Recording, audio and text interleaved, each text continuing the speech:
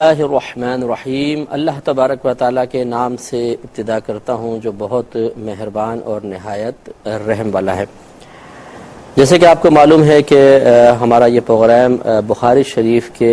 جتنی بھی احادیث ہیں الحمدللہ ان کے درس پر مشتمل ہے، اور اس پروگرام میں ہم امام بخاری رحمۃ اللہ علیہ کی جمع کردہ احادیث کو آپ کے سامنے ذکر کر کے جو مختلف موضوعات پر مشتمل ہیں، پھر انشاءاللہ اس کا ترجمہ اور اس سے حاصل ہونے والے عظیم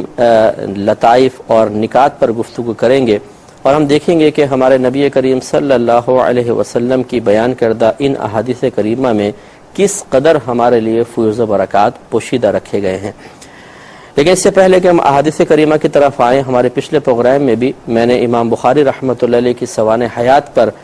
کچھ کلام کرنا مناسب سمجھا تھا اور کچھ باتیں عرض کر دی تھیں۔ آج انشاءاللہ اس سے آگے کنٹینیو رکھیں گے، پھر انشاءاللہ بخاری شریف کے بارے میں کچھ باتیں ہوں گی، اور پھر ہم نبی کریم صلی اللہ علیہ وسلم کی جانب سے عطا کردہ اس علمی وراثت کی طرف آئیں گے جس کے صحیح حقدار یقیناً علماء اسلام ہیں، اور ان کے ذریعے ہمارے مسلمان ہیں کہ وہ اس علمی وراثت کو حاصل کرنے کے بعد اس سے کما حقہ فیضیاب ہو سکتے ہیں۔ چنانچہ یہ واقعہ الخطیب بغدادی رحمۃ اللہ علیہ نے تاریخ بغداد میں نقل کیا ہے کہ امام بخاری رحمۃ اللہ علیہ ایک مرتبہ یہ خود اپنے بارے میں بیان کرتے ہیں کہ بچپن میں 10 سال کی عمر آپ نے پہلے مکتب میں گزاری، یعنی ابتدائی جو اسلامی تعلیمات ہیں وہ حاصل کی، اور اس کے بعد آپ ایک استاد تھے بہت بڑے حدیث کے جو داخلی کے نام سے معروف تھے، ان کے مدرسے کو آپ نے جوائن کیا۔ تو خود یہ اپنا واقعہ بیان کرتے ہیں کہ ایک دن جب وہ لوگوں کو حدیث پڑھا رہے تھے تو انہوں نے ایک حدیث کی سند بیان کی۔ سند کی وضاحت میں پچھلے پروگرام میں عرض کر چکا ہوں، اور اس طرح انہوں نے بیان کی کہ سفیان نے ابو زبیر سے اور انہوں نے ابراہیم سے سنا۔ جب یوں بات بولی تو میں نے کہا کہ حضرت تحقیق تو یہ ہے کہ ابراہیم نے ابو زبیر سے کوئی حدیث روایت نہیں کی ہے۔ تو وہ بزرگ اب ایک شیخ ہوں، بڑے محدث ہوں، جب اس طرح ان کے بارے میں کہا جائے جی آپ یہ کہہ رہے ہیں کہ فلاں نے فلاں سے سنی لیکن ایسا تو ہے ہی نہیں، تو انہیں تھوڑا سا جلال آ گیا، انہوں نے ڈانٹ دیا۔ امام بخاری رحمۃ اللہ علیہ فرماتے ہیں کہ میں نے ان سے کہا کہ آپ ایسا کیجئے کہ جو آپ کے پاس علمی ذخیرہ ہے حدیثوں کا، آپ جا کے اس کو ذرا دیکھ لیجئے، اگر واقعی جیسا میں عرض کر رہا ہوں ویسے ہی ہو تو تصحیح ہو جائے گی۔ اب وہ بھی بڑے بزرگ تھے، دیکھیں بڑوں کی باتیں بھی بڑی ہیں، اگر وہ اپنی انانیت پر جم جاتے اور ضد کرتے کہ نہیں جو ہم کہہ رہے ہیں بس صحیح ہے، تو یقیناً پھر وہ غلط بات شاگردوں تک پہنچتی اور پھر غلط آگے روایات چلتی رہتی۔ تو وہ حضرت کہتے ہیں، حضرت امام بخاری فرماتے ہیں کہ وہ گھر میں تشریف لے گئے اور اصل کا مطالعہ کیا، پھر واپس آئے اور مجھ سے کہا کہ لڑکے بتاؤ ذرا وہ سند کس طرح ہے۔ تو میں نے کہا کہ وہ یوں ہے اصل میں کہ زبیر نے عدی سے اور انہوں نے ابراہیم سے سنا۔ انہوں نے مجھ سے قلم لے کر اپنی کتاب میں اسی طرح لکھ دیا، پھر کہا کہ بیٹا تم نے بالکل سچ کہا ہے۔ امام بخاری رحمۃ اللہ علیہ کے بعد ساتھیوں نے ان سے پوچھا کہ جب آپ نے استاد داخلی کی اصلاح کی تھی اس وقت آپ کی عمر کتنی تھی؟ آپ نے فرمایا کہ 11 سال۔ تو ذرا تھوڑا سا غور و تفکر کیجئے کہ ویسے تو ہمارا موضوع انشاءاللہ احادیث ہیں، لیکن ان احادیث کو جمع کرنے والے کی ذہانت و فطانت اور اس کی خود اعتمادی ملاحظہ فرمائیں کہ 11 سال کی عمر کا بچہ، ہمارے ہاں 11 سال کی عمر کا بچہ گلی میں کرکٹ کھیلتا ہوا نظر آتا ہے، اور اس سے اگر دین کے بارے میں معلوم کیا جائے تو اس کو بنیادی چیزیں بھی معلوم نہیں ہوتی۔ تو اس سے آپ اندازہ کریں کہ جب اللہ تبارک و تعالیٰ کسی شخصیت سے بڑا کام لینا چاہتا ہے تو بچپن سے ہی اس کے اندر وہ اوصاف پیدا کر دیتا ہے، وہ نشانیاں رکھ دیتا ہے جن کو دیکھنے کے بعد لوگ بآسانی پہچان سکتے ہیں کہ آگے چل کر یہ ایک ننھا سا جو مطلب ایک ذرہ نظر آ رہا ہے بظاہر چمکتا ہوا ذرہ، وہ کتنا بڑا سورج بن جائے گا۔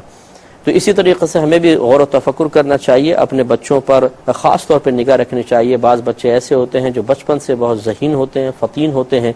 اور ان میں آگے چل کر بہت کچھ کرنے کی صلاحیت ہوتی ہے، اور اس صلاحیت کو ہم بآسانی ایک کامل اور گہری توجہ کے ساتھ سمجھ سکتے ہیں۔ ایسے بچوں پر اگر خصوصی طور پر توجہ کی جائے، گھر میں بھی، اسکول وغیرہ میں بھی، اور دیگر بڑے اس پہ توجہ کرتے رہیں، تو ایسے بچے بہت زیادہ ترقی کرتے ہیں اور اس معاشرے کا بہترین حصہ بن کر ملک و قوم کی ترقی کے لیے بہت بڑا فریضہ سر انجام دے سکتے ہیں۔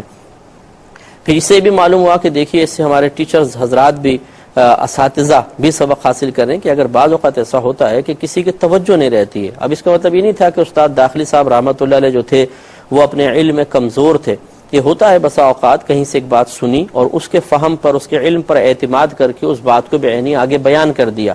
تحقیق نہیں کی. لیکن پھر سامنے کوئی ایسا محقق آ جاتا ہے کہ جو اس بات میں موجود کسی سقم و کمزوری کی طرف اشارہ کر دیتا ہے کہ نہیں یہ کمزور ہے, تو پھر ہم توجہ کرتے ہیں اس کی اصل کی طرف اور حقیقت پر غور و تفکر کرنے کی کوشش کرتے ہیں. پھر پتہ چلتا ہے کہ ہم نے فلاں پر اعتماد کر کے چیز کو بیان کر دیا, لیکن واقعی اس میں تو یہ غلطی تھی. تو یہ انسان چونکہ بشر ہے اور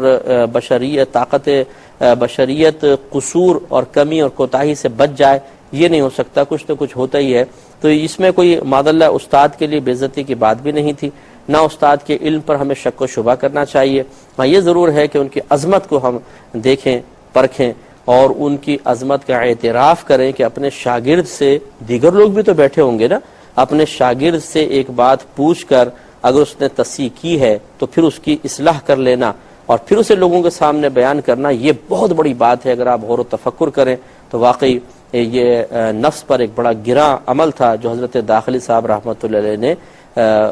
کیا, اس کو برداشت کیا. تو ہمارے آج کے جو ٹیچرز وغیرہ ہیں وہ بھی غور کریں کہ کیا وہ اس طرح کسی اسٹوڈنٹ کی کوئی بیجا مداخلت, جس کو مطلب ہم بیجا کہتے ہیں ورنہ وہ بجا مداخلت ہوتی ہے کہ غلط بات کو روایت کرنے سے بہتر ہے کہ اس کی اصلاح کی جائے, ہم اسے برداشت کرتے ہیں کہ نہیں کرتے. ہم غور کریں تو معلوم ہوگا کہ ہمارا ظرف تھوڑا سا کم ہے. اور پھر حیرت انگیز بات دیکھیے, 11 سال کی عمر میں اصلاح کرنا یہ کوئی معمولی بات تو نہیں ہے. تو اللہ تبارک و تعالی ہمیں بھی اور ہمارے بچوں کو بھی ایسا بنائے کہ وہ بچپن سے ہی بہت ہی ذہین و فطین ہوں اور اللہ تعالیٰ کے دین کی خاطر خود اعتمادی کے ساتھ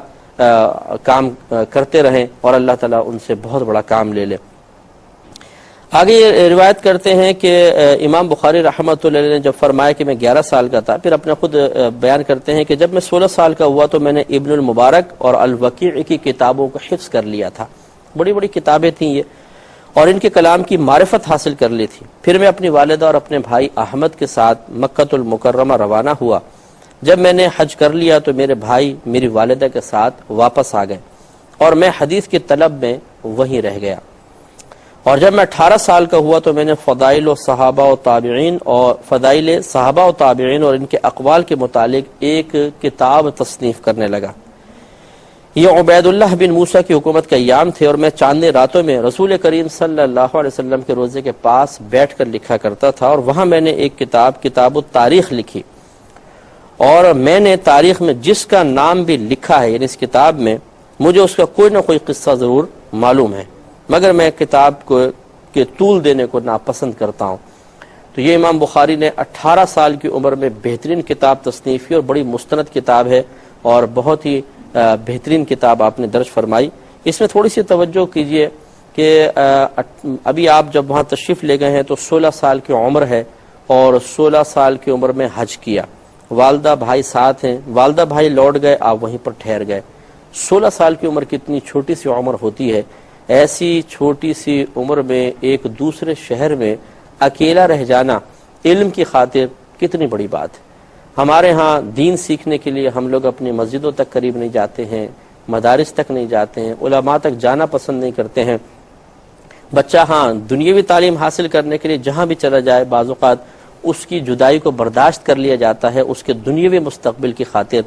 لیکن اپنے بچے کے اخروی مستقبل کی خاطر دین سیکھنے کے لیے اسے اپنے سے جدا نہیں کرتے ہیں. نہیں بیٹا یہ سیکھ لو, بس دور نہیں جانا ہے. تو اس طریقے سے ذرا غور و تفکر کریں کہ ہمارے بزرگوں نے ایسے ہی تو نام نہیں پیدا کر لیا, انہوں نے بڑی قربانیاں دی ہیں اس دین کی خاطر. جب وہ دین سے فیض حاصل کرتے رہے, جب وہ دین کی برکت سے بروز قیامت عزت حاصل کریں گے, تو صحیح بات ہے کہ پھر انہوں نے دین کی خدمت کا بھی حق ادا کرنے کی کوشش کی ہے. تو 16 سال کی عمر میں اپنے ماں سے اپنے بھائی سے جدا ہو کر رک جانا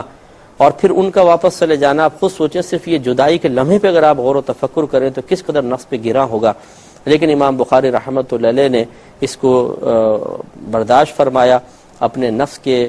کی خواہشات کو روکا اور اللہ تعالیٰ کی رضا کے لیے وہاں پر رک کر آپ نے اکتساب علم کیا. اس سے بھی ذرا درس حاصل کرنا چاہیے. ہوتا یہی ہے کہ ہم عموماً صرف واقعات سنتے ہیں اپنے اکابرین کے سوانح حیات سنتے ہیں اور ماشاءاللہ سبحان اللہ کہہ کر بس اپنے کاموں میں لگ جاتے ہیں۔ ہونا یہی چاہیے کہ ہم ایک ایک چیز سے درس حاصل کریں اور ان کی زندگی کے ایک ایک پہلو کو سامنے رکھ کر اسے آئینے کی حیثیت سے دیکھیں اور اپنا عکس اس میں دیکھنے کی کوشش کریں کہ ہمارا عکس کس انداز سے نظر آتا ہے۔ کیا واقعی ہم نے بھی اس طرح کی قربانیاں دی ہیں؟ دین خالی انہی کو تو نہیں تھا، دین ہمارا بھی ہے۔ دین سے صرف وہ تو فیضیاب نہیں ہوئے، ہم بھی فیضیاب ہوتے ہیں۔ دین کی برکت سے میدان محشر میں صرف وہی تو فائدہ حاصل نہیں کریں گے، ہم بھی تو کریں گے۔ اسی دین کی برکت سے انہیں اگر جنت ملے گی تو یہی دین ہمارے لیے بھی دخول جنت کا سبب بنے گا۔ لیکن ان کی خدمت دین میں اور ہماری دین سے رغبت، دین کی طرف رغبت میں زمین آسمان کا فرق ہے۔ ہم نے کتنی دین کی خدمت کی، ہم دین کے لیے کتنی نفسانی خواہشات کی قربانیاں دے رہے ہیں، ہم نے دین کے لیے کتنا وقت نکالا، ہم نے دین کے لیے اپنے ماں باپ، بہن بھائی، بیوی بچوں کے لیے کتنی وقتی جدائی کی تکلیف کو برداشت کیا۔ اگر ہم اپنا محاسبہ کریں تو دین ایک ایسا مظلوم چیز نظر آئے گی کہ پوری دنیا کے لیے، دنیا والوں کے لیے ہم وقت نکالنے کے لیے تیار اور قربانیاں دینے کے لیے تیار ہوتے ہیں، لیکن بسا اوقات اپنے دین اسلام کے لیے نہیں ہوتے۔ حالانکہ دین اسلام کی امپورٹنس اتنی زیادہ ہے، ماں جنت نہیں دلوائے گی، باپ نہیں دلوا سکتا، بھائی بہن دوست احباب نہیں، اگر کوئی مسلمان نہیں ہے تو۔ لیکن دین اسلام وہ ہے کہ جو ہمارے لیے دخول جنت کے سلسلے میں ایک شرط ہے، اگر اس مسلمان نہیں ہے تو جنت میں جا ہی نہیں سکتا ہے۔ تو اتنی اہم چیز جو ہمارے لیے ایک عظیم مقام پر دخول کا سبب عظیم بنتی ہے، ہم اس پر توجہ نہیں کرتے ہیں۔ تو امام بخاری رحمۃ اللہ علیہ کی قربانیاں دیکھیں اور سوچیں، ہم غور و تفکر جب تک نہیں کریں گے ہمیں اپنے بزرگوں کی قربانیوں کی قدر اور اس کا احساس کبھی بھی نہیں ہو سکتا۔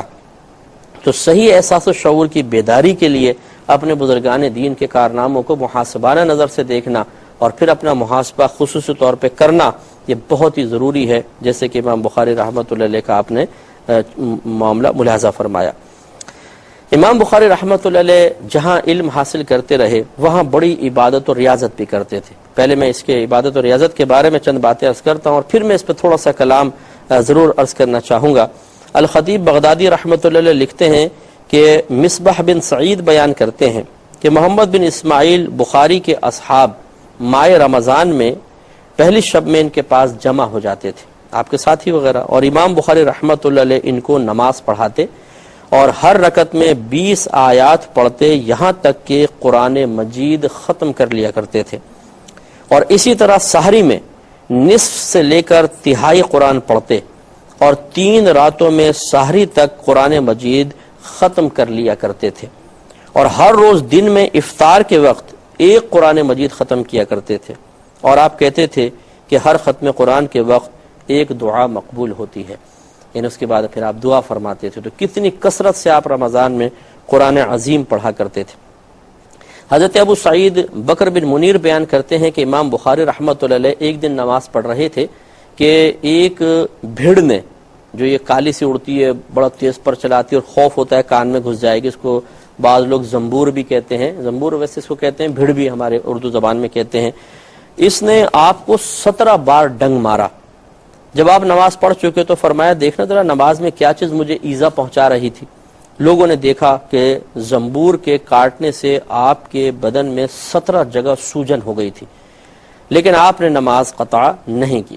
حاضرین میں سے کسی نے کہا کہ حضرت جب یہ آپ کو پہلی بار اس بھیڑ نے ڈنگ مارا تھا تو آپ نے نماز توڑ کیوں نہیں دی؟ آپ نے ارشاد فرمایا کہ میں نے سوچا کہ جس صورت کی میں تلاوت کر رہا ہوں پہلے میں اس کو تو مکمل کر لوں، یعنی اللہ تبارک و تعالیٰ کے ادب کی وجہ سے میں نے مناسب نہ سمجھا کہ میں قرات کو منقطع کر کے نماز کو توڑ کر باہر نکل کر اپنی اس تکلیف کو دور کروں۔ حالانکہ جائز تھا آپ کے لیے، لیکن امام بخاری رحمۃ اللہ علیہ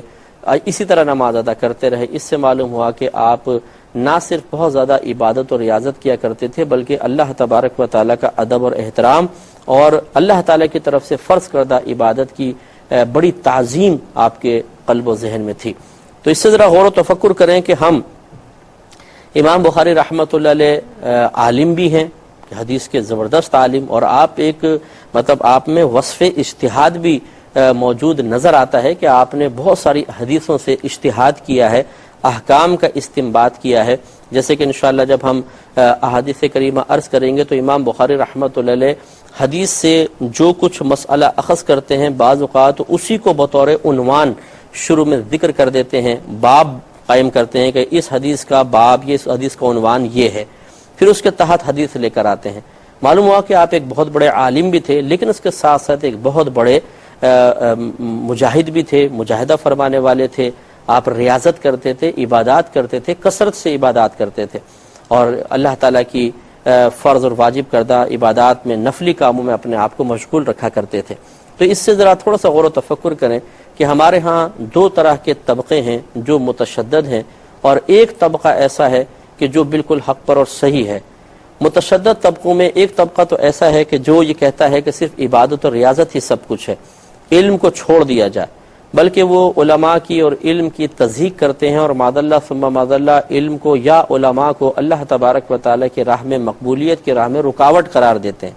وہ کہتے ہیں یہ علماء ظاہر کیا جانے، یہ علم تو پڑھ کے جی انسان دنیا کی طرف مائل ہوتا ہے، ہمارے پاس کچھ اور چیز ہے، روحانی چیزیں ہیں، اور وہ اپنے متبعین کو علم سے اور علماء سے روکنے کی بھرپور کوشش کرتے ہیں۔